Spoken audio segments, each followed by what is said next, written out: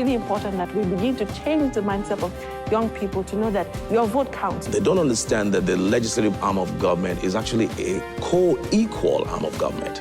We have an incredible amount of potential. Whatever it is I was doing, because of my personal DNA, it had to be of an international standard. Which is what, seriously speaking, is all about.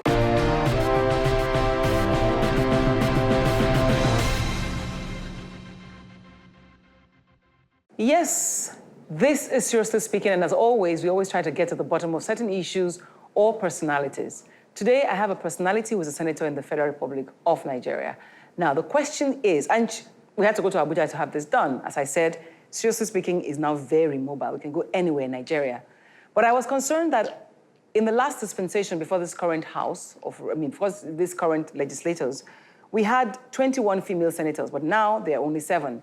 In the same vein, we had 27 female members in the House of Representatives. Now there are only 14. What's happening in there? Well, I have the pleasure to introduce my guest today, who is Biodun Olujimi. She's a senator of the Federal Republic of Nigeria, and she represents Ekiti South Senatorial District. She was elected in 2015 under the umbrella of the People's Democratic Party and is one of those female senators I mentioned earlier.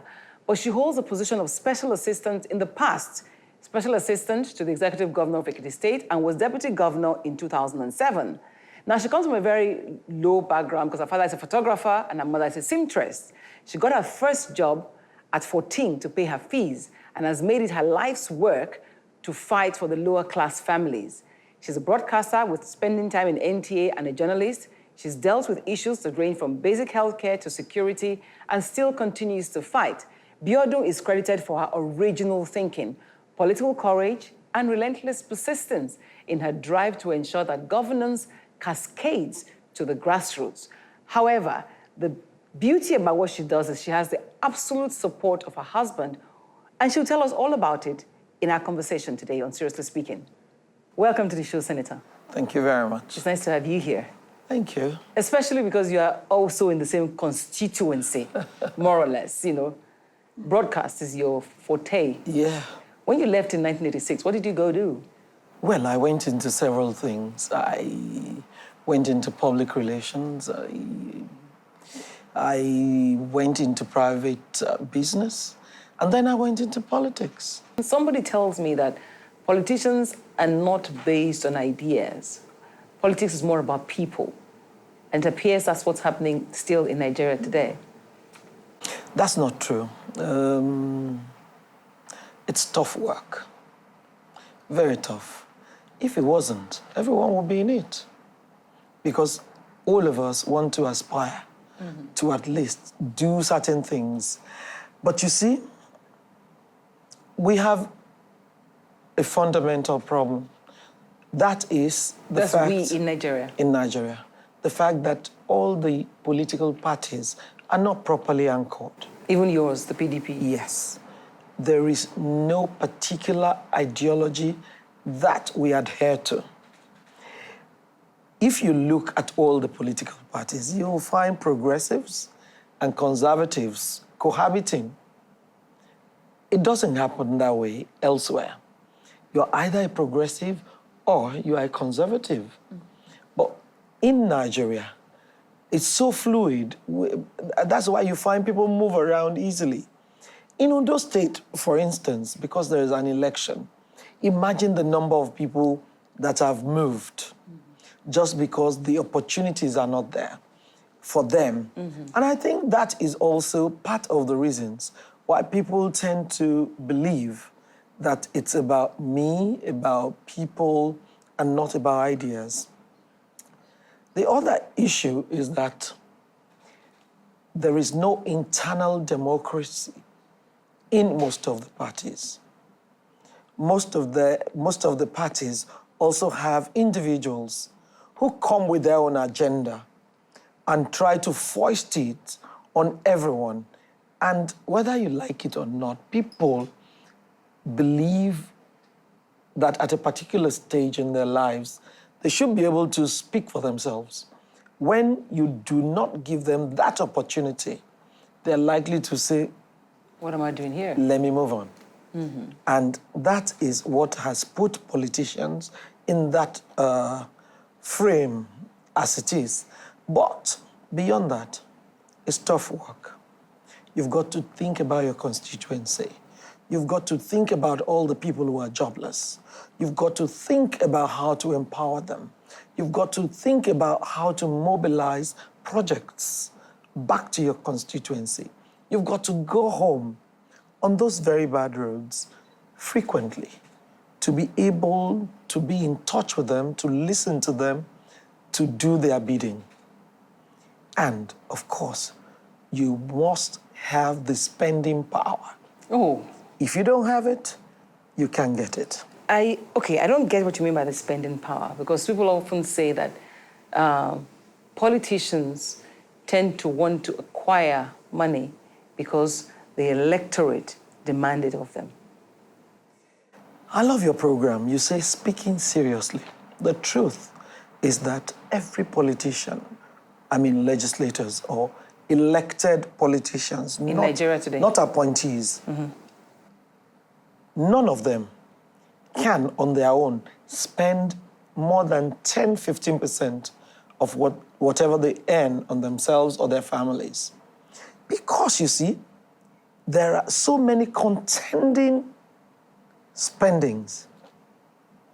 There are so many poor people there. My wife is in the hospital.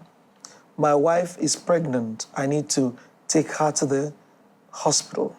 My children have not been able to go to school for months. My mother is not feeling fine. My father's burial. My uncle. I need to be empowered. I have nothing doing. My business just collapsed. And if you are a politician, you must be able to meet these people, if not 100%, 70%. Now, this sounds quite ominous. I worry about the future of politics in Nigeria if this is what's still happening. Because right now, what we're hearing is complained, for the first time, people are having an indication of the kind of money our legislators earn. Whether it's true, but we do know what it says. You take home 800 and something thousand. But I know that as a senator, you should be earning more than $1 million. It's about $1 million, and when we just came in, it was a little over $1 million. However, they gave us a loan to furnish our apartments. I think they give us 4 or 5 million, and they're now deducting. Then they give us, I think, a car loan, which is also being deducted. It first went down to 741. Then I think we've been able to offset in 1.5 years. So it's now 851. Because I take it as a point of duty to see what I earn every month. And don't forget that as a senator, you have to be able to support your party. Of course, you can't be there and not do anything for the party. So you've got to think of how, even out of that. But you see, whether you like it or not, that is the statutory You're right. right that I have, my salary. But isn't it too much? How? People feel that in a situation where things are hard, why should a senator or anybody walk away with, so much money? How much does the minister earn? That's the point. That is the point. How much do they earn? Because at a particular point in your life, you must be able to earn something that won't turn into something that won't turn you into a thief. And so, I believe at that level, everyone earns close to that. Well, this really isn't about how much you earn or how much you don't earn.